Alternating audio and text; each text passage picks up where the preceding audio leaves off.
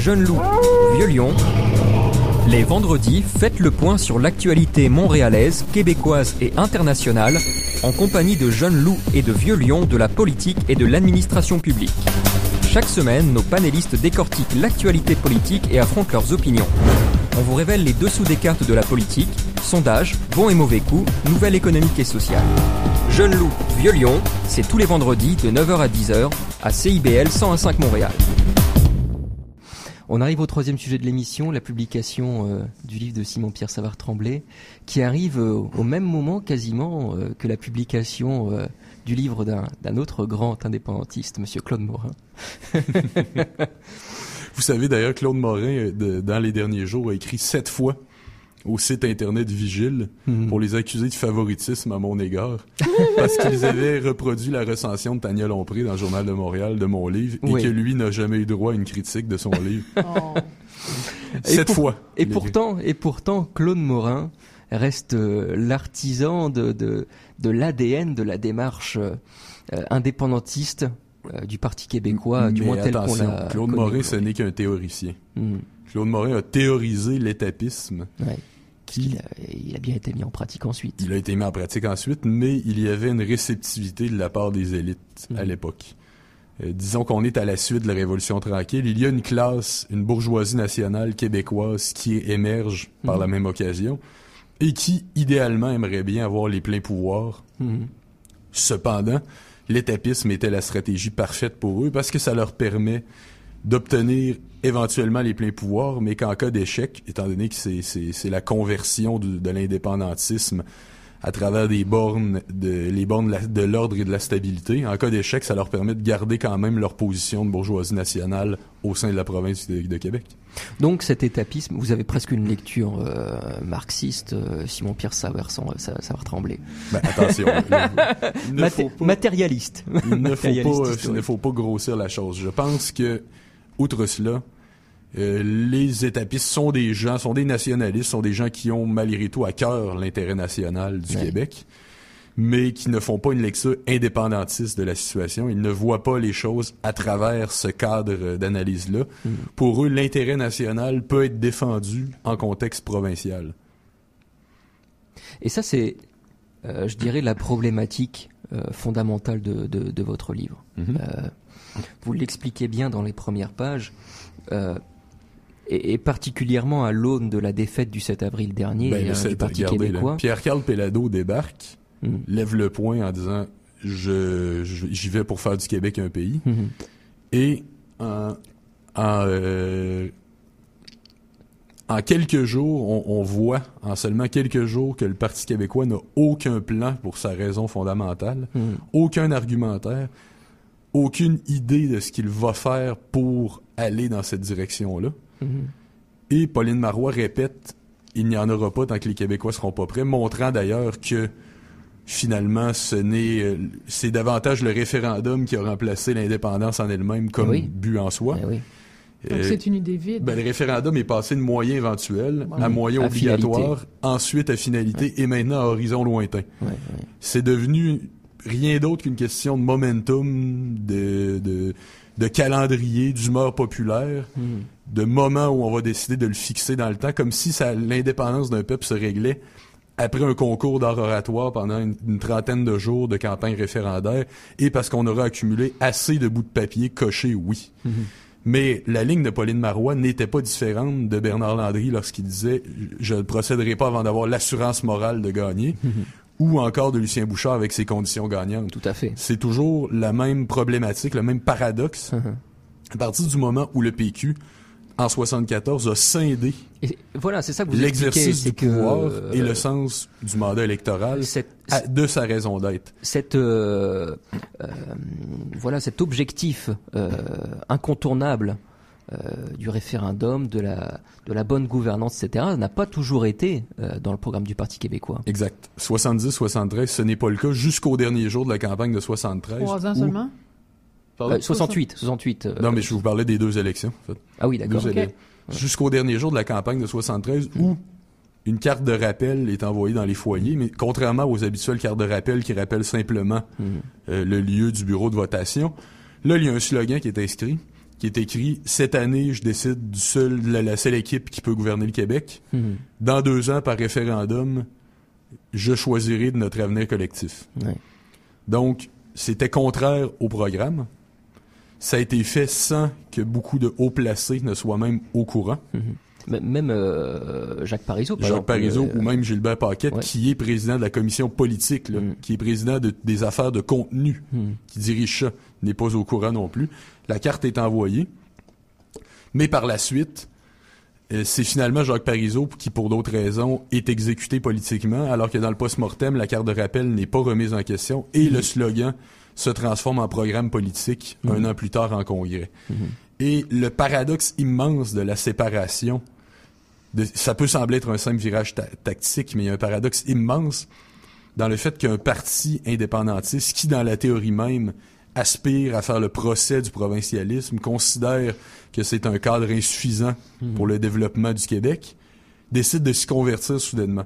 Tombe lui aussi dans la logique du marketing politique, de dire « je recherche le bon gouvernement et une fois que je l'aurai, je vais entrer mon bilan régulièrement puis on va rentrer dans les logiques communicationnelles pour mettre en relief notre bilan constamment. » Mais imaginez qu'un gouvernement souverainiste gouverne bien. Il va montrer que la province de Québec se gouverne déjà très bien, qu'il n'est nul besoin de bouleverser cette situation-là en créant un nouveau pays. Donc, d'une certaine manière, ça disqualifie l'objet même un gouvernement souverainiste qui gouverne mal va ne donner envie à personne de faire un pays avec des gens qui ne sont même pas capables de gouverner une province. Donc, c'est une logique perdante-perdante. Est-ce que cette contradiction intrinsèque devrait être actualisée? Est-ce que la souveraineté, l'idée de la souveraineté devrait être sortie du Parti québécois? C'est-à-dire que non, dans le sens, le PQ est le seul vaisseau qu'il y a actuellement, aussi imparfait soit-il. Oui, mais devrait-il y avoir un autre média? Un autre véhicule ou un autre moyen? Disons, un autre moyen. Je pense que les véhicules de promotion sont là, il faut qu'ils soient développés, tout ce que vous voulez, qu'ils aient davantage de moyens. Mais politiquement, parce que c'est quand même quelque chose qui va se régler avec l'État. Comme on disait pendant la Révolution tranquille, l'État est devenu ce qu'il faisait. L'indépendance, c'est une somme, c'est une continuité. L'erreur encore là du PQ, c'est d'en avoir fait un moment, d'en avoir fait un événement, quelque chose qui peut se trancher lors du providentiel grand soir. Et c'est alors que c'est quelque chose qui doit se vivre, puis on fera éventuellement un référendum, mais un référendum qui confirmera ce qui est déjà en vigueur, pas qui sera le moment inaugural. On est vraiment dans cette logique de grand soir. Oui. Alors, en l'état actuel des choses, est-ce que l'on peut revenir d'une certaine manière sur ce qui est devenu une logique implacable pour tout le monde, une démarche implacable? Est-ce que les futurs candidats, les candidats et les futurs candidats à la chefferie du Parti québécois peuvent sortir de cette ornière? On voit à quel point des partis comme Option nationale ou Québec solidaire, avec tout ce qu'on peut leur reprocher ou non, ont la difficulté à mettre de l'avant soit la constituante pour l'un comme démarche d'accession, soit le rapatriement dans le fond de ce qui fait l'ADN d'un État, pour ensuite avoir un simple référendum je dirais pratique, juste pour entériner dans le fond la souveraineté de fait. Ces deux partis-là n'arrivent pas à imposer ça dans leur discours, on a des difficultés à le comprendre, tellement on est d'une certaine manière... Option nationale, vous le savez, vous y avez été. Oui. Au final, que proposait Option nationale, sinon d'en parler mieux et d'en parler plus? Parce que dans les faits, ça demeurait tout de même dans le référendisme comme cadre d'accession. Puis d'ailleurs, la promotion de l'indépendance en elle-même, Jean-Martin Hossal l'a fait probablement beaucoup mieux que le PQ ne l'a fait en 10 ans. Ceci étant, on a beau... C'est important d'avoir des campagnes de pédagogie, d'avoir des campagnes de promotion, mais c'est encore plus important d'avoir un programme de gouvernement, de gouvernance. Dans cette semaine, dans le Journal de Montréal, Mathieu Bock-Côté a fait une critique de mon livre où son bémol était, malgré une recension élogieuse, et je l'en remercie, où son bémol était que je nierais la gouvernance en disant que parce que Mathieu disait la gouvernance provinciale du PQ et celle des libéraux n'est pas la même, il n'y a qu'à penser à la charte de la laïcité ou à la charte de la langue française. Or, ce sont des gestes de rupture. C'était des gestes qui dépassaient clairement et carrément le cadre provincial. Et c'est précisément le genre de gouvernance que je prône. Faut pas confondre la gouvernance provinciale avec ce que pourrait être une réelle gouvernance indépendantiste. Moi, ce que je crois, c'est que le mouvement indépendantiste devrait se concerter et avoir un consensus sur une vingtaine de dossiers dans lesquels notre intérêt national n'est pas servi en contexte provincial et cibler des gestes de rupture, des gestes d'affirmation de l'État québécois en dehors du cadre constitutionnel si c'est nécessaire, bien sûr, parce qu'il faut arrêter de s'arrêter à cet ordre-là. Parce que faire l'indépendance, c'est de combattre un régime, c'est d'expulser un régime du territoire québécois, finalement. Puis, dans ces 20 dossiers-là, cibler une vingtaine de gestes de rupture qui devraient être mis en place dès la prise du pouvoir par un parti souverainiste. Peu importe lequel. Ben, il y en a qu'un seul qui peut raisonnablement aspirer au pouvoir. Et... Aussi imparfait soit-il, et aussi peu de temps qu'il détienne, il y en a qu'un seul qui peut aspirer au pouvoir. Donc, et vous pensez qu'en l'état actuel des choses, les éléments, les astres sont suffisamment alignés pour parvenir à une forme d'entente entre allez, on va dire les trois principaux partis. Ben regardez, je parle même pas nécessairement d'alliance électorale, parce que je pense qu'à partir du moment où il y aura une doctrine claire... Parler d'alliance stratégique. Oui, moi je m'embarque même pas là-dedans. Mais même une alliance stratégique, que vous êtes dans le rêve. Oui, c'est ça. Je pense que à partir du moment où il y aura une doctrine claire, ça se réglera, ça va se régler d'elle-même. Ces questions-là vont se régler d'elles-mêmes. Là, dans le fond, on demande à faire ciment entre trois partis, alors même qu'il n'y a pas de... Parce que, encore une fois, je trouve que les souverainistes ont un talent incroyable pour passer à côté de l'essentiel. Le débat d'idées qui est promis par le PQ depuis le 8 avril se fait toujours attendre. Il y en a qui nous sortent comme solution miraculeuse qu'il faudrait des primaires ouvertes. Quand je vous dis passer à côté de l'essentiel, on arrive, en faisant des primaires ouvertes, on va suffisamment mobiliser la population pour que les gens s'en rappellent encore dans 4 ans.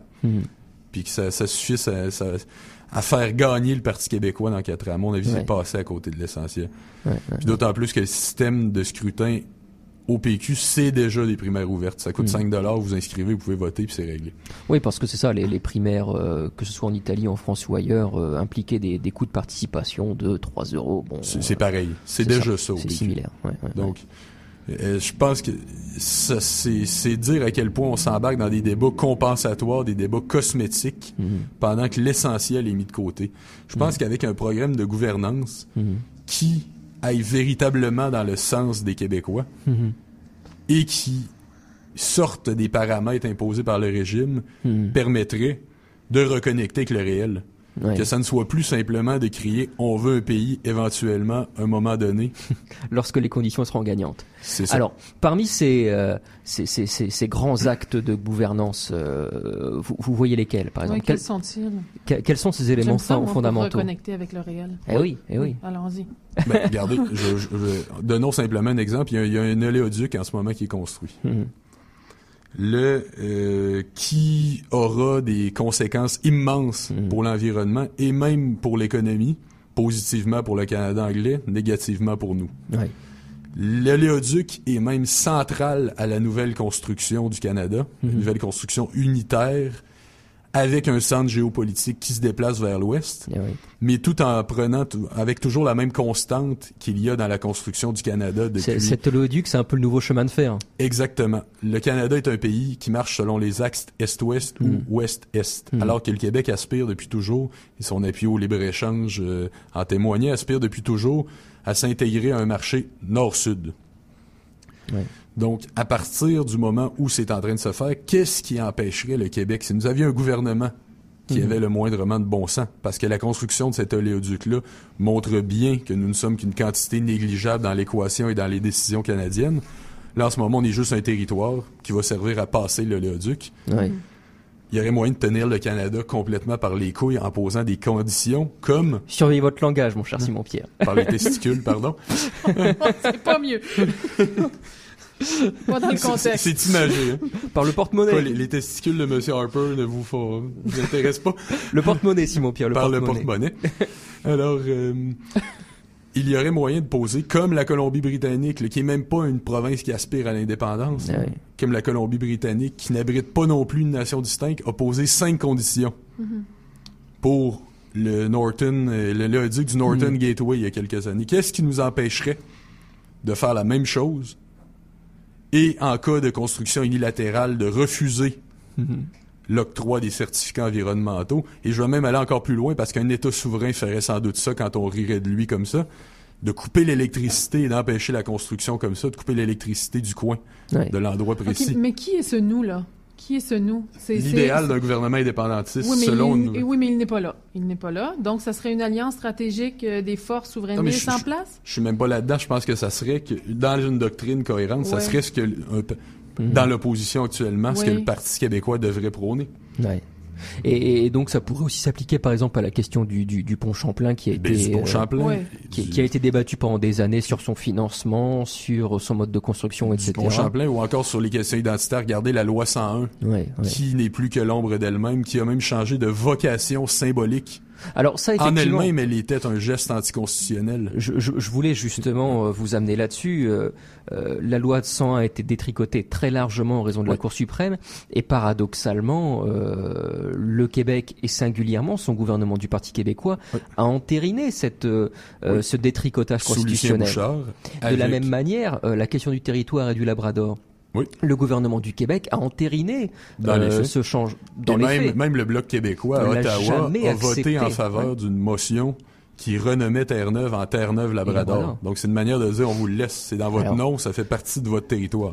Alors le problème c'est qu'on a toujours cette rhétorique d'opposition. Bonententiste. Oui, alors on a une rhétorique d'opposition, mais on a une pratique de bonententisme. Exact. Tous les gouvernements, qu'ils soient souverainistes ou fédéralistes, ont entériné dans les faits le régime canadien et son ordre constitutionnel. Si bien qu'aujourd'hui, si Philippe Couillard peut dire « Je vais signer la Constitution éventuellement sans poser de conditions claires » et qu'il peut quand même être élu, s'il peut le dire sans même se faire lancer des roches, ce qui n'aurait pas été le cas il y a 20 ans, c'est parce que dans les faits, ça a été entériné et que la signature ne serait que simplement ratifier un état de fait. Ça ne changerait rien. Exactement. Voilà. Ça ne changerait rien. Est-ce que vous êtes optimiste pour les prochaines années? Bon là, il y a 3 ans encore de gouvernement libéral, enfin 3 ans et demi. J'espère que le PQ ne ratera pas sa course à la direction. J'espère que le Bloc québécois ne sera pas complètement rayé de la carte, c'est certain. Mais c'est sûr qu'il y a plusieurs raisons d'être pessimiste, mais je pense pas qu'il faut sombrer dans une espèce de pessimisme à tout bout le champ et de penser que c'est automatiquement terminé. Il y a eu d'autres moments comme ça. Il y a eu l'après-80, il y a eu l'après-82. Il y a eu toutes sortes de moments où on sentait que la question nationale s'était bel et bien terminée, puis on a vu ce qui s'est passé en 95. D'ailleurs, il y a pas longtemps, j'étais dans une librairie usagée, puis je voyais une revue datant de 75, un an avant la prise du pouvoir par le PQ, c'était écrit « Le nationalisme québécois à la croisée des chemins ». Je me suis dit déjà. Déjà. Finalement, le chemin est très tortueux, les chemins se croisent et se décroisent. José Duplessis, en un mot, un espoir sur cette question-là. Il faudrait que le PQ se réinvente et il n'est pas en train de le faire. En tout cas, je ne sais pas si c'est de l'espoir, mais on avait cet espoir-là. Pour qu'il y ait un vrai débat, là. Ouais. Alors écoutez, merci beaucoup à vous deux d'avoir participé à cette 78e émission, 12e de l'année de Jeunes Loups Vieux Lions sur CIBL 105 Montréal. On vous rappelle que vous pouvez nous écouter sur Internet, sur le canal Illico 574, et puis évidemment en balado-diffusion grâce à iTunes. Merci beaucoup José Duplessis, merci beaucoup Simon-Pierre Savard-Tremblay, merci beaucoup à Mathilde Lefebvre pour la mise en onde. Pas merci à Jean-Bernard Marchand de ne pas être venu pour cette émission, hein. Mais on vous souhaite malgré tout de très bons débats cette fin de semaine en famille et on se donne rendez-vous à la semaine prochaine pour une nouvelle émission. Bonne lecture à tous.